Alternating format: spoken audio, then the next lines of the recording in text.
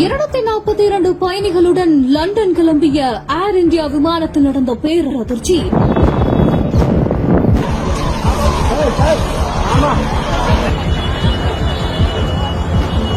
Take off ஆன அடுத்த நொடியே நடந்த அதிபயங்கர சம்பவம். கரும்புகை சூழ ஒட்டுமொத்த சோகத்தில் மூழ்கிய குஜராத் மாநிலம் இந்தியாவையே உலுக்கி எடுத்த பயங்கர சம்பவம். அகமதாபாத்ல இருந்து லண்டனுக்கு பிற்பகல் 1:30 மணி அளவில் புறப்பட்ட ஏர் இந்தியா விமானம் டேக் ஆஃப் ஆன சில நிமிடங்களிலேயே கீழே விழுந்து தீப்பற்றி எரிந்திருக்குது. இதுல கிட்டத்தட்ட 242 பேர் பயணித்ததா மாநில காவல்துறை தகவல் தெரிவிச்சிருக்காங்க.